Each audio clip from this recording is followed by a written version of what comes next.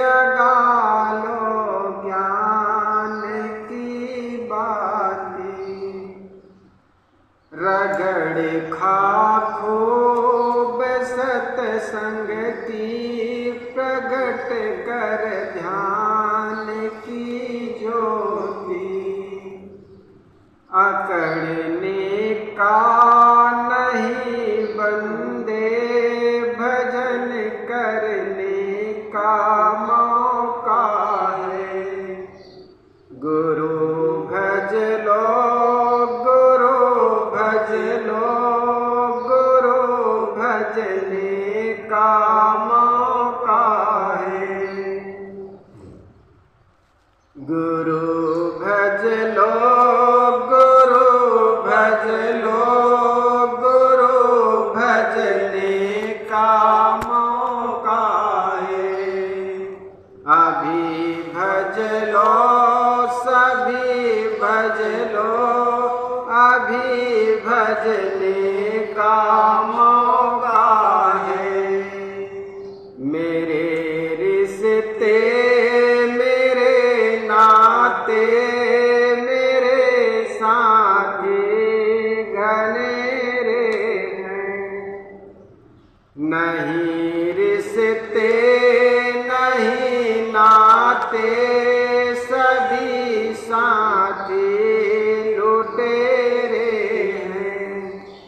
मेरे रिश्ते मेरे नाते सभी, मेरे रिश्ते मेरे नाते, मेरे साथी घनेरे हैं। नहीं रिश्ते नहीं नाते, सभी साथी लुटेरे हैं। करे ये लूट कर दंगा, मरे का माथा ठोका है। गुरु भज लो, गुरु भज लो, गुरु भजने का मौका है। अभी भज लो, सभी भज लो, अभी भजने का मौका है।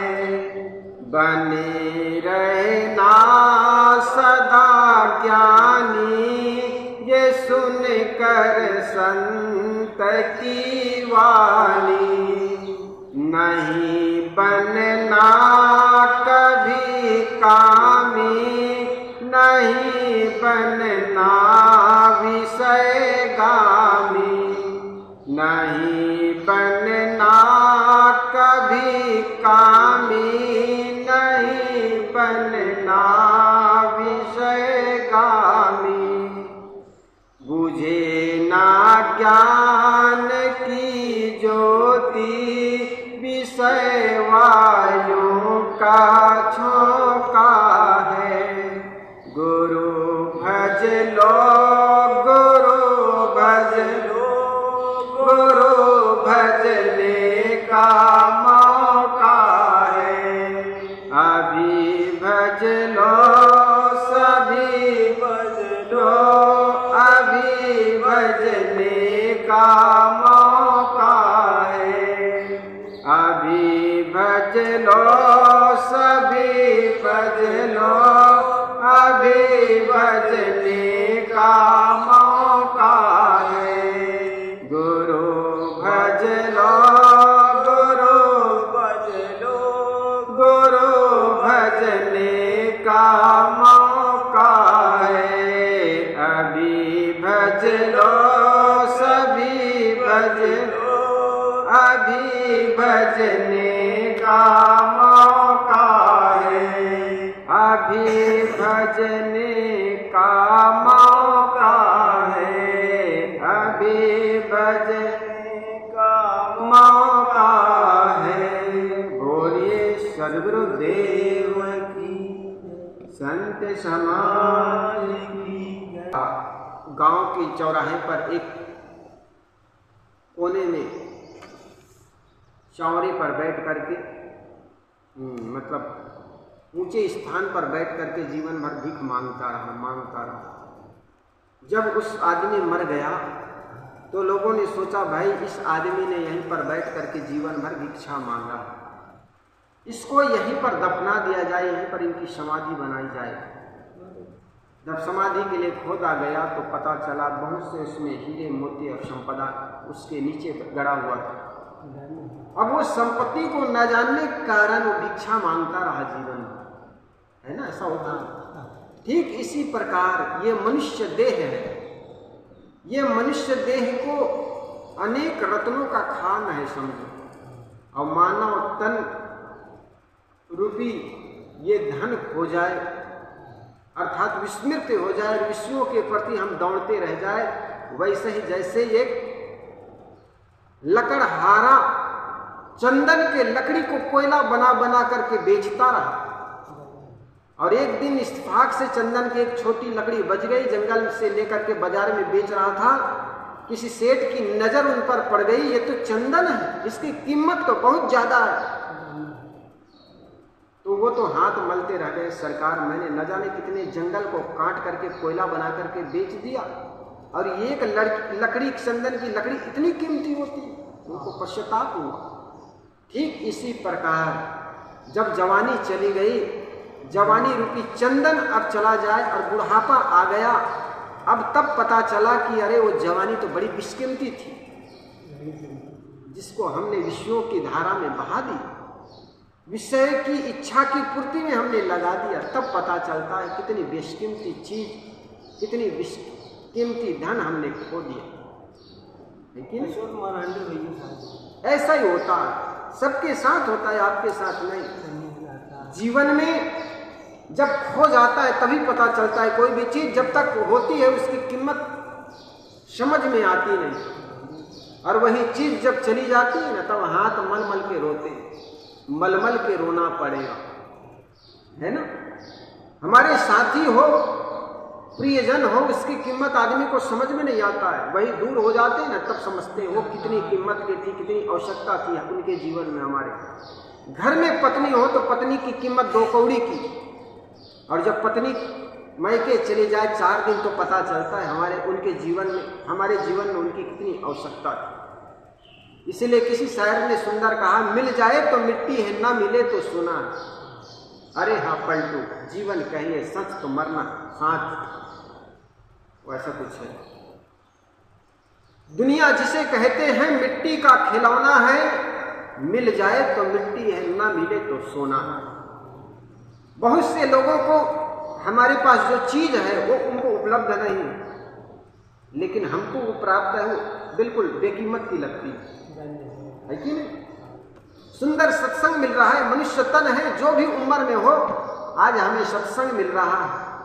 हजारों हजारों लोगों को आज ऐसा अवसर नहीं कि 10 मिनट बैठ करके सत्संग की बात सुन सके, हमें तो 3-3 घंटा समय मिल रहा है। ये कम है क्या? काफी चैन से बैठ करके यहाँ सांस लेकर के कुछ सदग्रंथों का अध्ययन करने का सुंदर अवसर मिल रहा है, ये कम है क्या? अनमोल। हजारों हजारों लोगों को ऐसा अवसर नहीं कि चैन से पालथी मार के 1 घंटा बैठ सके। हमारे पास सुबह शाम और दोपहर 3-3 घंटा समय निकाल रहे हैं। तो हमारे पास जो चीज है उसकी कीमत समझे, जो नहीं है उसका पछतावा ना करे। अरे सुखी रोटी खाते हैं तो समझो वो भी रोटी नसीब है। बहुत हजारों ऐसे भी लोग हैं जिनको रोटी भी नसीब नहीं है। हमारे पास कम से कम हाथ तो है, हजारों हजारों लोगों के पास ऐसा भी है जिनके पास हाथ ही नहीं है, हथेली नहीं है। आपके पास चप्पल नहीं है, जूता नहीं, इसका अफसोस मत कीजिए साहब। कुछ हजारों लोग ऐसे भी हैं जिनके जूते पैर ही नहीं है। इसलिए जो चीज है आपके पास उसकी आप कीमत समझिए। जिस छप्पर के नीचे रहते हैं, जिस चौकी पर आप रहते हो, जिस कपड़े को आप पहनते हो, हजारों लोगों को ऐसा नसीब नहीं, आपको नसीब है। इसलिए जो है उसकी कीमत समझिए, अन्यथा ये भी दिन एक दिन बीत जाएगा। और ऐसा ही जैसा एक किसान नदी के किनारे उनका खेत था, सुबह शाम वो पक्षी खेतों के दाना को, खेतों के फसल को नुकसान पहुंचाते थे। उनको उड़ाने में काम करता था। वो नदी के किनारे कुछ पत्थर था, उस पत्थर को लेकर के वो पक्षी को उड़ाता था। और जब वो पत्थर जब मारता था, कंकड़ से मारता था, वो कंकड़ जाकर के नदी में गिरता था, क्योंकि नदी के किनारे उनका खेत था और खेत में लगे फसल को पक्षी नुकसान पहुंचाते थे।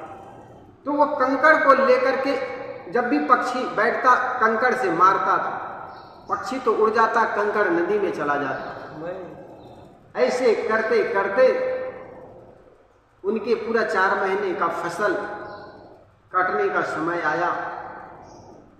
उतने में उनका बच्चा वहां गया हुआ था, तो बच्चे ने एक कंकड़ बचा हुआ था, उस कंकड़ को पकड़ लिया और ले आया घर में। अपने गधे, घर का गधा था, उस गधे में बांध दिया। एक दिन गधे को शहर की ओर ले गया किसान, तो सुंदर वो पत्थर को देख लिया एक सेठ ने। सेठ की जैसी दृष्टि पड़ी, उस चमकते पत्थर को पहचान गया, ये तो कोई हीरा है। उस किसान को बुलाया और बुला करके कहा, ये गधे के गले में जो लटक रहा है, ये पत्थर को जानते हो? उन्होंने कहा, सरकार ये तो साधारण सा पत्थर है, खेतों में मैं पक्षी उड़ाया करता था, एक पत्थर था, बच्चा ले आया था और गधे के गला में बांध दिया। सेठ ने कहा, ये पत्थर को निकालो, लाओ। किसान ने निकाल करके सेठ के हथेली में दिया। सेठ की तो आंखें तो फटी की फटी रह गई। सेठ ने कहा, इसका कीमत जानते हो? एक छोटा सा कंकड़ का रेट 10 लाख रुपए। किसान की आंखें तो खुली की खुली रह गई। 10 लाख? कहे, सरकार मैंने तो न जाने कितने अनगिनत कंकड़ नदी में बहा दी। मैंने समझा कि पत्थर से अच्छा प्रयोग कर रहा हूं, पक्षी का उड़ाने में प्रयोग करता रहा और कहते एक पत्थर का कीमत 10,000। ठीक इसी प्रकार किसान बहुत पछताया। ठीक इसी प्रकार हमारे भी जीवन ऐसा एक एक करके मृत्यु की ओर क्षण क्षण करके अग्रसर हो रहा है, और हर सांस को हम कंकड़ की तरफ फेंके जा रहे हैं। एक दिन पता चलेगा, रे तूने जिस सांस का कीमत समझ नहीं पाए, न जाने कितने सांस तूने व्यर्थ में ले लिया और छोड़ दिए, तब पता चलता है हम कितनी बेशकीमती सांसें ले रहे हैं, और एक एक सांस हीरे मोती ये लुटाने के काबिल नहीं है। तो पता चलता है, तो पछतावा होता है कि हमने जवानी को यूं ही नीरस गंवा दी। इसलिए साहब कहते हैं, माया मोह मोहित किन्हा, ताते ज्ञान रतन हरि लीला। माया मोह बंधा सब लोई, अल्प लाभ मूल गव कोई। मोर तोर में शर सबय बिगुरचा, मोर तोर में शर बिगुरचा न में उलझना। हम संसार के प्राणी पदार्थों में जितना आसक्त होते हैं, उतना ही राग द्वेष में उलझते हैं। कुछ भी अपना मानने से राग उत्पन्न होता है, और उसमें विघ्न पड़ने पर द्वेष आता है। राग द्वेष मनोमय सागर के महान भंवर है। इसमें पड़े हुए जीवों को कहाँ विश्राम है। राग द्वेष ऐसी दावाग्नि है जिसमें सारा संसार जल रहा है। मोर तोर में सबय बिगुरचा, बड़ा मार्मिक वचन है। मन के सारे विकार राग द्वेष में आ जाते हैं। ये राग द्वेष में बंधे जीव जन्म मरण के प्रवाह में भटक रहा है। बहुतक खेले खेले बहुरूपा, जन भावरा हंस गए बहुपा। साहब कहते हैं, बहुत नाना रूपों में नाना प्रकार के खेल खेलते हैं। मनुष्य 4 दिन के जवानी, धन, परिवार, मित्र, अधिकार आदि पाकर उसमें भूल जाते हैं, और माया के उन्मत्त में पड़कर नाना प्रकार के अच्छे बुरे आचरण करते हैं। अच्छे आचरण करना तो ठीक है, परंतु वे प्राप्त क्षणिक शक्ति के प्रमाद में दुनिया को इतना भूल जाते हैं कि दुष्कर्म करने में इति नहीं करते। दुष्कर्म करने में भी हम बचते नहीं। भोगों में उन्मत्तता, उसके लिए अधिक धन संग्रह करने के चक्कर में छल, चोरी, विश्वासघात, भोगों में विघ्न पड़ने पर हत्या तथा और पता नहीं कितने दुष्कर्म मनुष्य करते। देह के अभिमान में आदमी संसार में छक्कर खेलता है। उनके परिणाम में उनकी दशा भंवरे की होती है। जिस प्रकार भंवरे फूलों में बैठकर रस लेते हैं और उनकी आसक्ति के वश होकर भूल जाते हैं कि उसे अलग होना चाहिए, और इतने में पशु आकर फूलों के सहित उन्हें चरकर अपने मुख में चबा जाते हैं। इसी प्रकार प्रमादी मनुष्य संसार के रंग में डूबकर नाना कर्म करते हुए काल के गाल में चले जाते हैं। उपजी विनसी फिर जुनी आवे। कर्मी जीवों की यही परिणति है कि जन्मते मरते हुए संसार में भटकते रहे और स्वप्न में भी सच्चे सुख के दर्शन ना पाए। ये संसारिक प्राणियों पदार्थों में हसुख की आशा करना वैसे ही है जैसे छप्पर पर ऊंट खोजना। छप्पर जानते हो? पहले जमाने में ये छप्पर, ये छत है, लेकिन पहले जमाने में जो खपरेल का मकान बनता था, छप्पर, घास फूस का भी छप्पर बनता है। कहा जाता है एक राजा था, राजा रात्रि में सो रहा था अपने सैया पर, अपने बिस्तर पर राजमहल में। उतने में छप्पर पर ऊपर कोई चलने की आवाज आई। राजा ने कहा कौन इतनी रात में चल रहा है? घड़ी देखा, 2 बज गए। 2 बजने का जब घड़ी देखा, इतनी रात में कौन छप्पर पर चल रहा है? राजा ने आवाज लगाई, कौन है? मेरे आदेश के बिना छप्पर पर चल रहा है, क्या बात है, क्या खोज रहे हो? ऊपर से आवाज आई, राजन मेरा ऊंट खो गया है, ऊंट को खोज रहा हूं। राजा ने कहा अरे मूर्ख, तुम्हारा ऊंट खो गया है तो क्या मेरे छप्पर पर खोजोगे? और छप्पर पर खोजने से क्या ऊंट मिलेगा? ऊंट खो गया है तो जाओ जंगल में, गांव के मैदान में जाओ, लोगों के घर खोजो, ये छप्पर पर क्या ऊंट खोज रहे हो?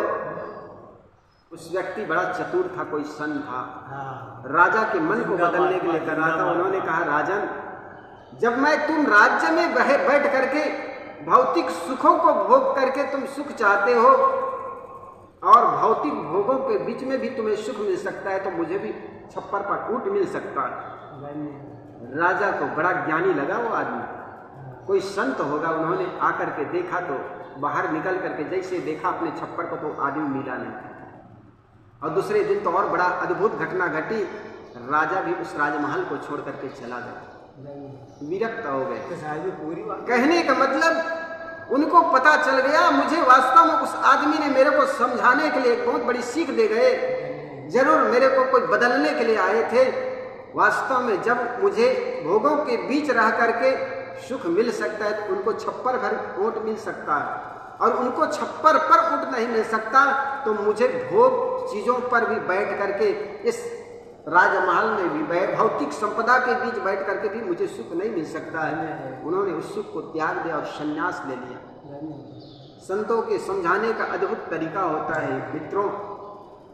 कितना समाज को, संसार को, दुखी मानस को समझाने के लिए संत महापुरुष अपने जीवन को कितना तराशते हैं, कैसे कैसे शब्दों का प्रयोग करके, उपदेश करके समाज को एक सुंदर दिशा देने का प्रयास करते हैं। तो जिस मायावी चीजों को लेकर के हम सुख पाना चाहते हैं, ये तो सुख मिलेगा नहीं, अल्प सुख तो मिल जाएगा, लेकिन अनंत अनंत काल के लिए दुख के बेड़ी में बंधते चले जाएंगे। इसलिए क्षणिक सुख में अटको मत। ये संसार के भोग मिल तो जाएगा, लेकिन उसमें कहीं शांति है नहीं। रात और दिन तृष्णा बढ़ती चली जाती है और फिर उसका और छोर नहीं है। कभी याद करो, जब घर में साइकिल नहीं थी तो सोचते थे एक साइकिल आ जाए तो शहर चले जाते, सामान ले आते। आज साइकिल क्या, घर में मोटरसाइकिल भी हो गया तो भी कोई मन स्थिर होने वाला नहीं। अब सोचते 4 व्हीलर आ जाए। और ये तृष्णा ऐसा नहीं कि उसके बाद ठहर जाएगा, दिन प्रतिदिन बढ़ती चली जाती है तृष्णा, ये वासना की कभी तृप्ति होती नहीं। इसलिए इनको संयम साधने की जरूरत है, मन को ब्रेक लगाने की जरूरत है। संयम रूपी चपत लगाओ। इसलिए साहब ने कहा ना, कि संतो घर में झगड़ा भारी, रात दिवस मिली मुट्ठी लागे, 5 डोटा एक नारी। न्यारो न्यारो भोजन चाहे, पांचों अधिक सवादी, कोई काहू का हटा न माने, आपो आप मुरादी। साहब कहते हैं संतों घर में झगड़ा भारी, ये घट के अंदर बहुत झगड़ा मचा हुआ। 5 इंद्रियां अपने अपनी विषय की ओर खींचे जा रहे हैं, जैसे एक व्यक्ति की 5 स्त्रियां हो। सोचो उनकी क्या दुर्दशा होगी। कहा जाता है एक आदमी की 2 शादी हुई, पहले वाली ऊपर छत पर रहती थी और दूसरी वाली नीचे ग्राउंड फ्लोर पर रहती थी। बीच में एक दिन उतर रहा था वो धनी, वो पति, तो ऊपर वाले के तो हाथ में पकड़ में आ गया और हाथ पकड़ करके खींचने लगी, नीचे वाले को पैर पकड़ में आए और नीचे पैर पकड़ के खींचने लगी। अब उस पति का क्या हालत होगी जरा सोचो। और जिस पति का 5 पत्नियां हो उसकी क्या हालत होगी। 5 डोटा एक नारी, 5 विषयों में जो आदमी फंसा हो। अन्य प्राणियां हैं जो अलग विषयों में फांसे मारे जाते हैं। सर्प है, हाथी है, अपने स्पर्श विषय में मारे जाते हैं। शब्द विषय में मृगा मारे जाते हैं। गंध विषय में भावरा मारे जाते हैं। शब्द स्पर्श रूप विषय में पतिंगे मारे जाते हैं। शब्द स्पर्श रूप रस विषय में, रस विषय में बंदर मारे जाते हैं। इस प्रकार 5 अलग अलग विषयों में ये प्राणी मारे जाते हैं। और जिनके साथ 5 लगा हुआ है उस मनुष्य की कौन गति होगी जरा सोच। बंदर फंसाने वाले करता क्या है, एक छोटे मुख की सुराही होते हैं, एक मटका होते हैं, उसमें चना डाल देते हैं, चना और मटका के बाहर भी चना डाल देते हैं, बिखेर देते हैं। बंदर आता है, आसपास के चना खाता है, फिर सुराही में हाथ डालता है। हाथ ऐसे डालता है तो घुस जाता है, लेकिन मुट्ठी बांध के जैसे निकालता है मुट्ठी फंस जाती है। और उसको ऐसा लगता है अब मुझे किसी ने पकड़ लिया, वो लोभवश। तो ये रस विषय में बंदर मारे जाते हैं। इसी प्रकार हाथी पकड़ने वाला करता क्या है, 20 बाई 20 का बड़ा गड्ढा खोद देते हैं। उस गड्ढा में जो पहले सीखे हुए हाथी को डाल दिए जाते हैं। अब उसके बाद गड्ढा खोद दिया जाता है, गड्ढे को लकड़ी से और फट्टा से ढक दिए जाते हैं और ऊपर एक कागज के हथनी बना करके खड़े कर दिए जाते हैं। जंगल से उधर से हाथी को खदेड़ते हुए आता है और उसको मस्त हाथनी समझ करके जैसे स्पर्श करना चाहता है खड्डा में गिर जाता है। हाथी जैसे खड्डा में गिर गया, 8-10 दिन उनको खाने को नहीं दिया जाता है। फिर सीखे हुए हाथी से उसको खींच करके अपने कब्जे में आदमी कर लेता है। ये स्पर्श विषय से हाथी मारे जाते हैं। पतिंगे रूप विषय में पतिंगे मारे जाते हैं। जहां पर अग्नि शिखा को देखकर पतिंगे चले आते हैं और अपने को उनके पकड़ने के लिए उनके आशिक होकर के जैसे उसमें पड़ता है मरता चला जाता है। और इसी प्रकार शब्द स्पर्श शब्द विषय में मृगा मारे जाते हैं। सुंदर बांसुरी की सुरीली आवाज बना करके जाल बिछे दिए जाते हैं, उस जाल में मृगा फंसे जाते हैं, है ना। तो इस प्रकार शब्द स्पर्श रूप रस गंध विषय में भावरा मारा जाता है। सूर्य उदय होते ही फूल खिलते हैं और फूल खिलने के साथ भावरा चले आते हैं। संध्या होती भावरा फूल संपुट हो जाते हैं, भावरा उसी में बंद हो जाते हैं। प्रातः काल उधर से हाथी या अन्य प्राणी निकलते हैं, उस फूल को खाते हुए चरते हुए आगे बढ़ जाते हैं, फूल के साथ भावरा भी चबा जाते हैं।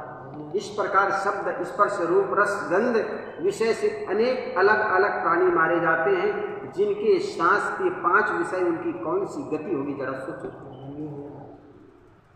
साहब। इसलिए कहते हैं ये विषयों के में फंस करके व्यक्ति अपने जीवन को बर्बाद करता। इसलिए आगे साहब कहते हैं बहुत तक खेल खिले बहुरूपा जन भावरा अस गए बहुता। मनुष्य नाना रूपों में नाना प्रकार के खेल खेलते हैं। मनुष्य 4 दिन के जवानी धन परिवार पुत्र आदि पाकर उनमें भूल जाते हैं और माया के उन्मत्त में पड़कर नाना प्रकार के अच्छे बुरे आचरण करते हैं। अच्छे आचरण करना तो ठीक, परंतु वे प्राप्त क्षणिक शक्ति के प्रमाद में दिन दूनी तो इतना भूल जाते हैं, दिन दुनिया में इतना भूल जाते हैं कि दुष्कर्म करने में इति नहीं करते। भोगों में उन्मत्त उनके लिए अधिक धन संग्रह करने के चक्कर में छल चोरी, विश्वासघात, भोगों में विघ्न पड़ने पर हत्या तथा पता नहीं और कैसे कैसे दुष्कर्म मनुष्य करता है। देह के अभिमान में आदमी संसार में छक्कर खेलता है। उनके परिणाम में उनकी दशा भंवरे की हो जाती है। भंवरे फूलों में बैठकर रस लेते हैं और भंवरों की आसक्त में वह चाहता तो भंवरा उस फूलों की पंखुड़ी को काट सकता था, लेकिन नहीं, वो आसक्ति रस काटता नहीं। और सुबह प्रातः काल उधर से कोई जानवर निकलता है, फूल के साथ भंवरे को भी खा जाता है। यही गति होती। इस प्रकार उन्मादी मनुष्य संसार के रागद्वेष में डूब करके नाना कर्म करते हुए काल की गाल में चले जाते हैं। उपजी विनश्य फिर जूनी आवे, कर्म ही जीव की यही परिणति है। कर्मी जीव की यही परिणति है कि जन्मते मरते हुए संसार में भटकते रहे और स्वप्न में भी सच्चे सुख के दर्शन ना पाए। इस प्रकार साहब कहते हैं, आदमी मिथ्या कर्मों में, असत्य कर्मों में दुख ही दुख में जीवन व्यतीत कर देता है। आगे कहते हैं, दुख संताप कष्ट नहीं पावे। देहधारी जीवन भर दुखों, संताप और कष्टों एवं विपत्तियों में घिरा रहता है। यहाँ दुख, संताप, कष्ट 3 शब्द है जिनका मोटे रूप में एक ही अर्थ लगाया जा सकता है, परंतु इनके अर्थों में अंतर है। कोई धूप में चल करके आता है तो लोग कहते हैं आपको बड़ा कष्ट हुआ। कष्ट, संताप, शोक, संताप, दुख, संताप, कष्ट, ये 3 शब्द है। लगता तो एक जैसा, लेकिन इसका अर्थ अलग अलग जगहों में लगाया जाता है। जैसे एक आदमी धूप में, बड़ी धूप हो या बारिश है, ऐसे में आता है बड़ा कष्ट हुआ, बारिश में घूमते हुए आए। ठंडी का दिन है, बड़े कष्ट हुआ, ठंडी के दिन में आए। धूप में आते तो बड़े कष्ट हुआ, धूप में आए। तो ये कष्ट शब्द है, ये ऐसी जगहों पर प्रयोग की जाती है, परंतु इनके अर्थों में अंतर है। आपको बड़ा कष्ट हुआ, वो धूप में आए हुए व्यक्ति को कहा जाता है। किसी की जब कोई बड़ी हानि होती है तब लोग कहते हैं कि बड़ा दुख हुआ। घोर अपमान या प्रतिकूल आदि प्राप्त होने पर मनुष्य को संताप होता है। ये दुख, संताप, कष्ट बहुपाल है। ये अलग अलग जगहों में प्रयोग होता है। संताप, बड़ा संताप होता है, पश्चाताप, संताप है ना। ऐसा प्रतिकूल आदि प्राप्त होती है, प्रतिकूलता आदि आती है, तब कहते हैं बड़ा संताप होता है। इस प्रकार कष्ट, दुख और संताप क्रमशः उत्तरोत्तर अधिक दुखदायी है। इस प्रकार खेद, चिंता, शोक, पीड़ा एवं वेदना में अंतर है। मित्र का पात्र न मिलने से खेद होता है। मित्र का पत्र न मिलने पर खेद होता है। काम बिगड़ जाने पर चिंता होती है और पुत्र आदि के मरने पर शोक होता है। शरीर में घाव होने पर पीड़ा होती है, गहरी पीड़ा की वेदना कहलाती है। गहरी पीड़ा की वेदना कहलाती है। किसी घटना विशेष में मन में लगे हुए धक्के से जो उस समय मन की अव्यवस्थित दशा होती है उसको वेदना कहते हैं, और वेदना से वेद बना। ज्ञान, समझ रहे हो? वेदना, ज्ञान वेदना से ही बना है। ऐसा वेदना, वेदना कहलाती है। देह उपाधि में पढ़ करके इन सभी को जीव झेलता है।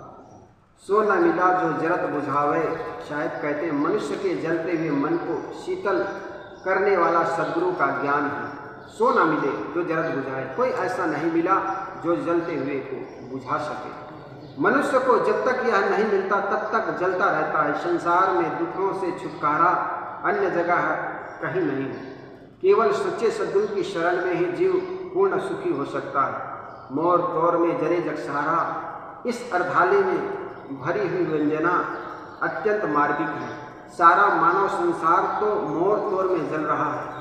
थोड़ी थोड़ी जमीन रुपये तथा मान मर्यादा के लिए मनुष्य राग द्वेष क्रोध हत्या आदि सब कुछ करता है। भाई भाई चाचा भतीजे यहाँ तक पिता पुत्र भी आमने सामने मकान में रहते हैं। दोनों के घर से निकलने का प्रांगण एक है, परंतु एक दूसरे से बात नहीं करते, इतनी भी नहीं, एक दूसरे को देखकर जलते हैं। ऐसे दुर्बल लोग हैं जो अपने पड़ोसी को देखकर प्रसन्न होते हैं, जो अपने पड़ोसी को देखकर प्रसन्न होते हैं, लेकिन एक दूसरे भाई भाई इतनी भी नहीं, एक दूसरे को देखकर जलते हैं। तो इस प्रकार आदमी दुख और संताप से जल रहा है। यह सच है कि कुछ अपना तथा पराया माने बिना व्यवहार नहीं चल सकता। व्यक्ति बाहर से आकर अपने माने हुए मकान में घुसता है, किसी भी मकान में नहीं। अन्य द्रव्य कमाकर मनुष्य अपने घर में लाकर अपनी पत्नी तथा बच्चे को ही देता है। वह उन्हें रास्ते भर बांटते हुए नहीं आता है।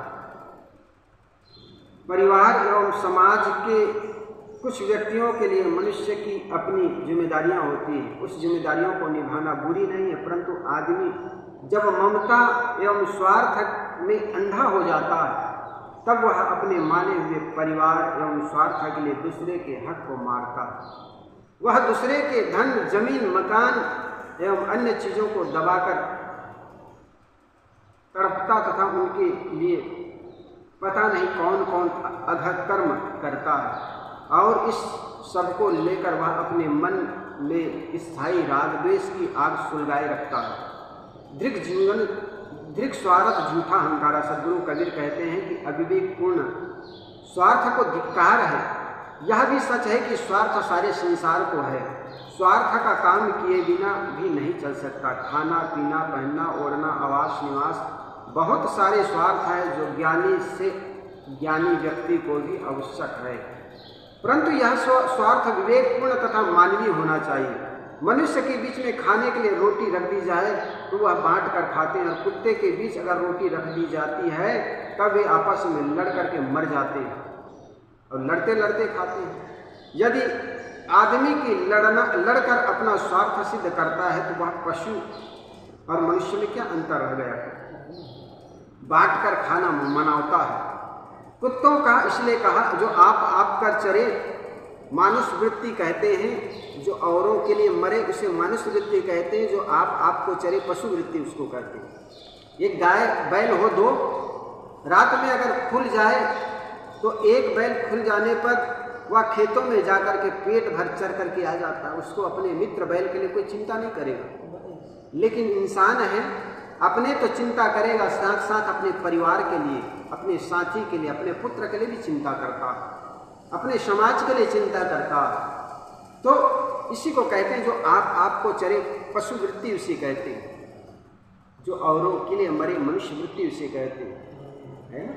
जो औरों के लिए, बहुत से महापुरुष जो औरों के सुख के लिए, औरों की स्वतंत्रता के लिए अपने जीवन को बलिदान कर दिए।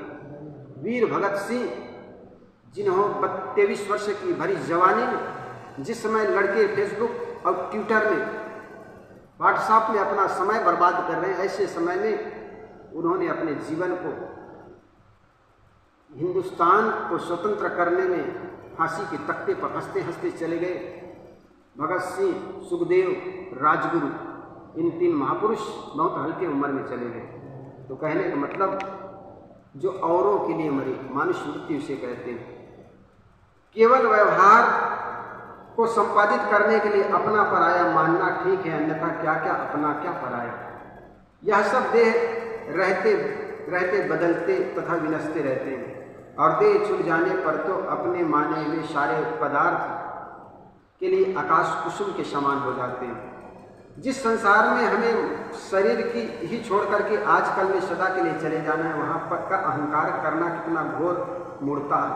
और फिर ऐसा अहंकार जिसमें घृणित स्वार्थ जन्म ले, जिसको लेकर हम दुष्कर्म पर दुष्कर्म करें तथा निरंतर राग द्वेष में जलते रहें। झूठी आस लागी जग लागी, झूठी आस रही जग लागी। लोगों को संसार के भोगों में सुख भोगने की जो आशा लगी वह झूठी है।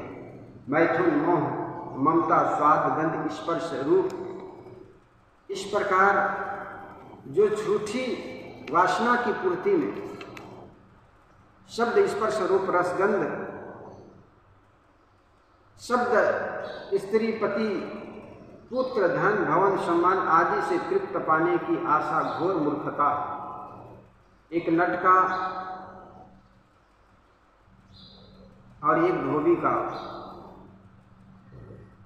घर पास पास में था। ये व्यर्थ वस्तुओं से सुख मानना एक भ्रम है।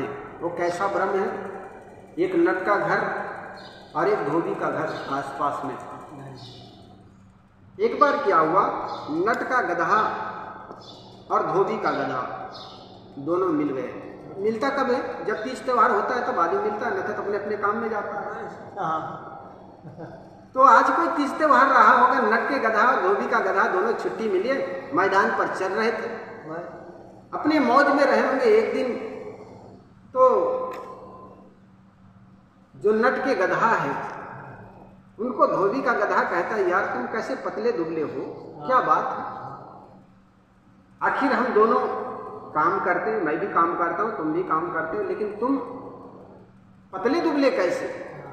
देखो मैं तो खूब हट्टा करता हूं। नट के गधा ने कहा, मित्र, मैं नट का जो सामान है उसको लाद करके गांव के चौराहे पर जाता हूं और नट के सामान को चौराहे पर उतार करके वह 2 खंभे गाड़ते हैं और 2 खंभे पर एक रस्सी बांध देते हैं और एक रस्सी बांध करके वहीं पर मेरे को भी बांध देते हैं और उनकी अपना काम तमाशा दिखाता रहता है। मुझे चरने का समय नहीं मिलता, इसलिए मैं पतले दुबले। धोबी को गधा ने कहा, तुम नट के गधे को छोड़ करके आ जाओ मेरे पास, देख मेरे मालिक घर से माल लाद देता है, मैं तालाब में ले जा करके घाट पर उनके सामान को उतार देता हूँ, गुदड़ी को, सामान को, कपड़े को उतार देता हूँ, मैं खेत तालाब के बगल में रहे घास को खूब चरता हूँ, तुम भी आ जाओ यहाँ पर, खूब बलवान हो जाओ। नट के गधा ने कहा, मित्र मैं आ नहीं सकता हूँ। कहे क्यों, क्या कोई बंधन है?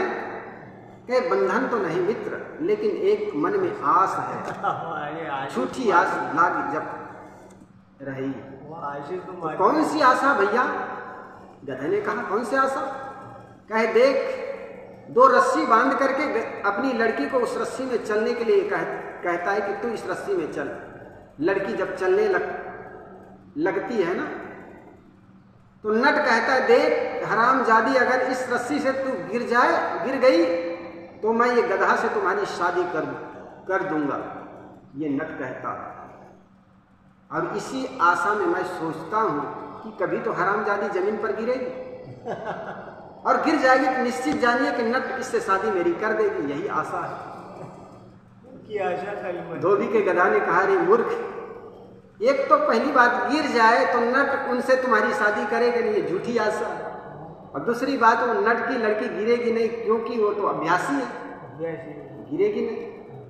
ठीक ऐसा है, हम भी झूठी आस संसार से लगाए बैठे, आज नहीं तो कल, आज नहीं तो कल, ऐसे करते करते आदमी का जीवन बीत जाता है। इसलिए साहब कहते हैं,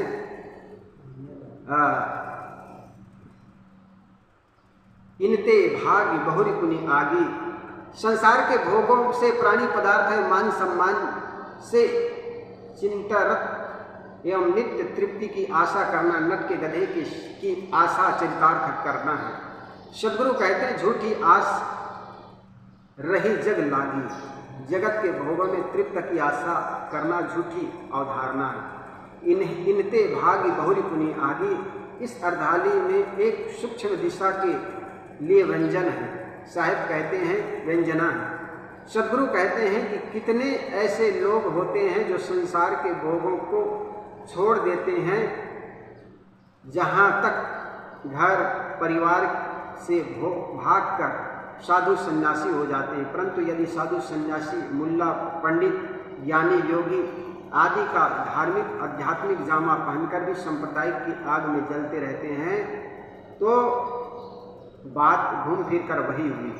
संसार में भोगों के झूठ स्वार्थ को लेकर के राग द्वेष में जल रहे थे, और यहाँ धार्मिक नाम रखकर धर्म तथा ईश्वर को लेकर सांप्रदायिकता की आग में जल रहे हैं। यहाँ अपना देवता, अपना ईश्वर, अपना आचार्य, अपना खलीफा, अपना धर्म, अपने चेले, अपने अनुगामी, अपना प्रचार, अपना संप्रदाय, अपना मजहब आदि को लेकर यदि राग द्वेष में जलते हैं तो बात घूम फिर कर वही हो गई। भौतिकता से हटकर आध्यात्मिक दिशा की ओर बढ़ने का फल होना चाहिए सत्ता और शांति की प्राप्ति, समता और शांति की प्राप्ति। जय हित के राखे सब लोई, सो सयान बाँचा नहीं कोई। शायद कहते हैं जिस हित के लिए मनुष्य अपना कल्याण समझकर सांसारिक प्राणी पदार्थों में अपना आसक्ति बनाता है और वह भूलवश मजहबी भावनाओं एवं धार्मिक जड़ता को ही अपने कल्याण के लिए अपने गले चिपकाता है और इन सब बातों में वह अपनी सयानी समझता है, वह अपने आप को बड़ा चतुर मानता है। परंतु इन बातों में से जो अपने आप को जितना ही चतुर समझता है वह उतना ही मूढ़ होता है। राग द्वेष करने दूसरों को बेवकूफ़ बनाना, अपने उंगली सीधा करने तथा संसार के राग रंग में अपने आप को महान मानने वाले पतन से नहीं बच सकते। कुबुद्धि और कुचाल करने में अपने आप को समझदार मानना घोर अज्ञान और पतन का पथ है। आप चेते नहीं कहो तो रुसवा हो। सदगुरु कबीर कहते हैं मनुष्य माया मोह की नींद में स्वयं जागता नहीं, उसे जगाओ तो वे रुष्ट होते और क्रोध करता है। जिससे प्रबल आसक्ति हो जाती है उसमें दोष बताने पर आदमी लड़ने के लिए तैयार हो जाता है। बीड़ी, सिगरेट, तंबाकू, गांजा, शराब, मांस जैसे तुच्छ द्रव्य दुर्व्यसन त्यागने के लिए निवेदन किया जाता है तो कितने लोग असंतुष्ट हो जाते हैं। वे कहते हैं कि हम बीड़ी सिगरेट छोड़ दें तो आप अन्न छोड़ दीजिए। साफ जाहिर के अन्न नहीं छोड़ा जा सकता, परंतु नशीले पदार्थ छोड़कर हर प्रकार से हित है। इस प्रकार आदमी हो जाता है कि कहते हैं हम तो अनाज नशा करने छोड़ देंगे, लेकिन आप अनाज छोड़। अनाज और नशा से क्या ताल्लुकात है? अनाज से तो हमारा जीवन का गुजारा होता है, जीवन का संचालन होता है, शरीर का संचालन होता है। चाहे संसारिक प्राणी पदार्थ के बारे में हो या चाहे धार्मिक आध्यात्मिक जड़ मान्यताओं के बारे में हो, जहाँ कहीं भी मनुष्य की आसक्ति हो जाती है उनका छोड़ना कठिन होता है। और यदि कोई उनकी कसर बताकर उनसे मुक्त होने की राय दे तो वह सुनकर के नाराज हो जाता है, सुनना ही नहीं चाहता। पहली बात, जो व्यक्ति अपने में न स्वयं विवेक जगाता है और न दूसरे के अच्छे निर्देश को स्वीकार करना चाहता है, उसका कल्याण कैसे होगा? कहीं कबीर जो आपो ही न जागे निरास्ति अस्ति न हो। साहब कहते हैं यदि व्यक्ति स्वयं सावधान नहीं होता और वह अपनी आँख नहीं खोलता और झूठे मोह मान्यताओं में ही चिपकता चला जाता है तो क्या झूठी बातें सच हो जाएगी? कदापि नहीं। यदि आदमी संसारिक भोगों, प्राणियों एवं पदार्थों में हठपूर्वक आसक्त ही रहे तो क्या वे उसके साथ चलेंगे? जो लोग संसारिक माया, मोह व राग द्वेष में अपनी बड़ी सयानी दिखाता है और उन्हें सबका खूब अहंकार है, इसलिए वे उनके विरुद्ध कुछ नहीं सुनना चाहता, तो क्या इस प्रकार करके मोह करने से सारी मायावी वस्तु जीव के लिए कल्याणदायी हो जाएगी? असत्य वस्तुओं में मोह करने से वे सत्य नहीं बन सकती। इसी प्रकार धर्म तथा अध्यात्म के नाम पर मनुष्यों ने जितने अंधविश्वास, पाखंड, प्रतिगामी विचार पाल रखे हैं, उनकी उसमें जड़ता होने से वे सब सत्य तथा मानव के लिए कल्याणकारी नहीं हो सकते। अतएव हमें यहाँ ठीक से समझ लेना चाहिए कि संसार के चाहे स्थूल पदार्थ हो, प्राणी हो, मन की अवधारणा हो, मन की कल्पना हो, इसमें राग कर हम बनते हैं। उससे राग में छूटकर हम अपने स्वरूप में प्रतिष्ठित होकर कृतार्थ हो सकते हैं। जीव का सर्वोच्च लक्ष्य स्वरूप स्थिति है, उनके लिए हमें जागरूक होना चाहिए और अपने स्वरूप का काम करना चाहिए, जिससे हमारे सारे दोष दुर्गुण पुण्य नष्ट हो जाए। ऐसे दोष दुर्गुणों को त्याग कर, जिससे हमारा अकल्याण होता है, और ऐसे गुण और संगत को पकड़ना चाहिए जिससे हमारा कल्याण होता है। तो यह पद सदगुरु कबीर के 84 नंबर की रामायणी, ये जीरा तय अपने दुखी समार, जही दुख व्यापी रहा संसार। कुछ देर निवेदन करने का प्रयास किया। इसी के साथ देता हूँ विराम अपनी वाणी को। सर्वे भवन्तु सुखिनः, सर्वे सन्तु निरामयाः, सर्वे भद्राणि पश्यन्तु, मा कश्चित् दुर्भाग् भवेत्। बोलिए सद्गुरुदेव की।